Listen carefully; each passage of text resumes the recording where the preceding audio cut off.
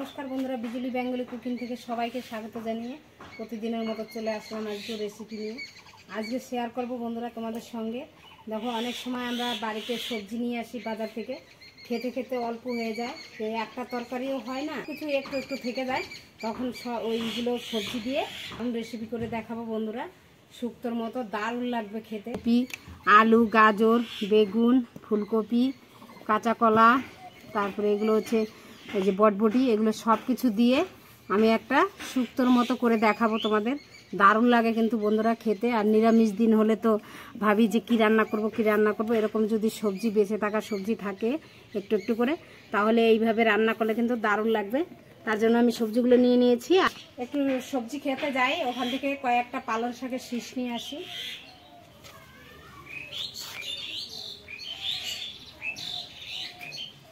বন্ধুরা, কত সুন্দর সবজি।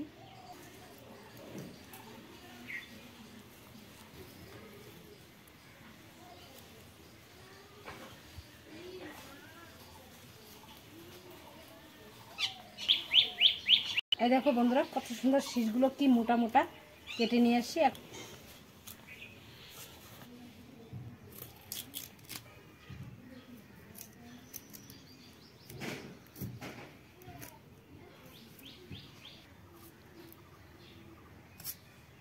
এই যে পালং শাকের ডাঁটিগুলো দিয়ে দেবো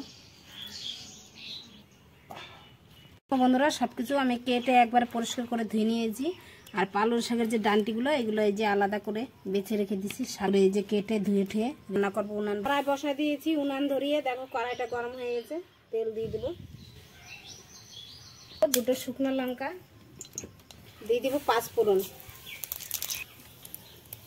দিয়ে দেবো, আদা বাটা। এখন সবজিগুলো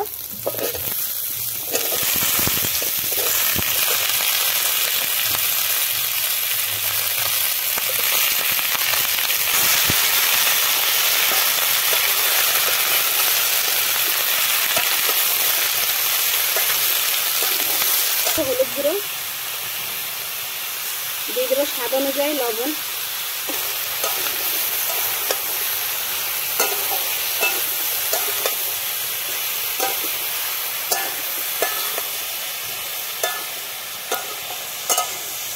একটু জিরার গুঁড়ি। আর কোনো মশলা দেবো না, এটাই দেবো, শুধু খেয়ে নেব। জায়গায় এই যে শীষগুলো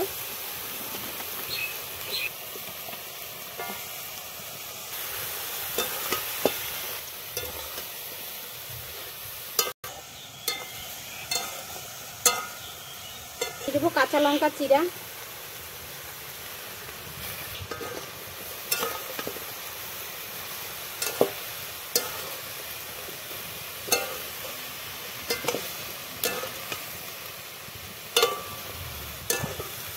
বন্ধুরা। আর যেই উনানটায় যে বানানো তোমাদের সঙ্গে শেয়ার করছিলাম, সেই উনানে আমি রান্না করছি। দেখো কত সুন্দর আগুন জ্বলছে।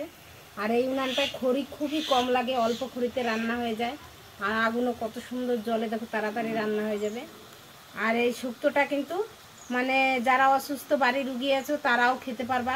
খুব কম তেল মশলায় রান্না, দেখলেই তো কতটুকু তেল দিলাম। খুব তেল কম মশলায় রান্না করব, আর এটা সবাই খেতে পারবে। খেতেও অমায়িক স্বাদ। বন্ধুরা, আমি কিন্তু ভালো করে কষিয়ে নিচ্ছি। দেখো বেগুনগুলো প্রায় সিদ্ধ হয়ে গেছে। এখন দিয়ে দেবো এই শাকগুলো, এখন দিয়ে দেবো।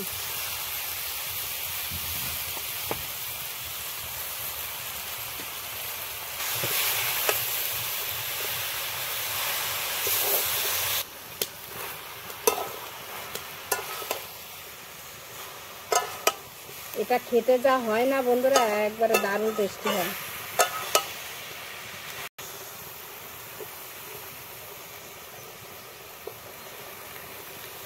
জল দিয়ে আমি ঢেকে দিব একটু সিদ্ধ হওয়ার জন্য। সামান্য জল দিলাম, দেখো।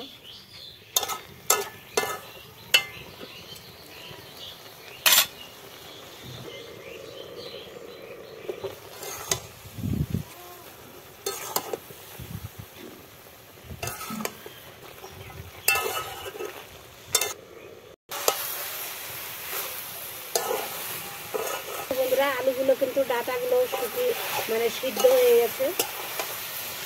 এই দেখো আলুগুলো কিন্তু সিদ্ধ হয়ে গেছে, একেবারে গলে গেছে দেখো আলু।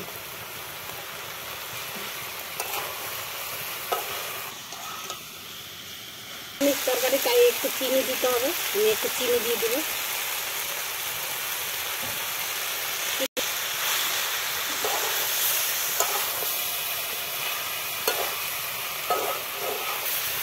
এই যে বন্ধুরা সব শেষে ধনেপাতা কুচি দিয়ে দেবো।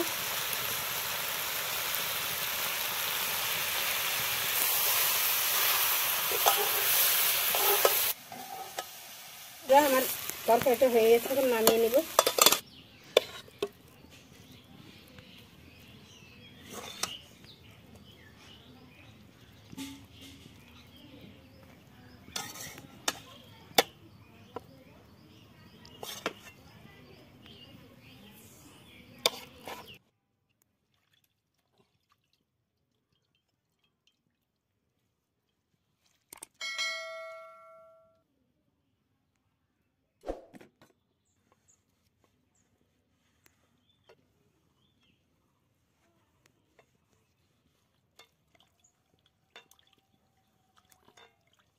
বন্ধুরা রান্না করে দেখো একবারে গরম গরম ভাত আর এই যে সবজি নিয়ে বসে গেছি, একটু খেয়ে দেখা। এই ডাঁটাগুলো যা লাগে না বন্ধুরা খেতে অসাধারণ।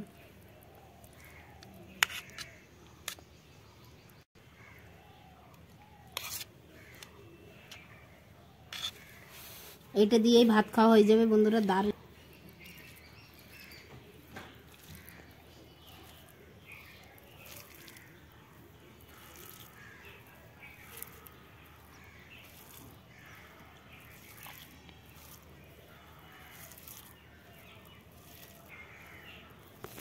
কত সুন্দর গলে গেছে।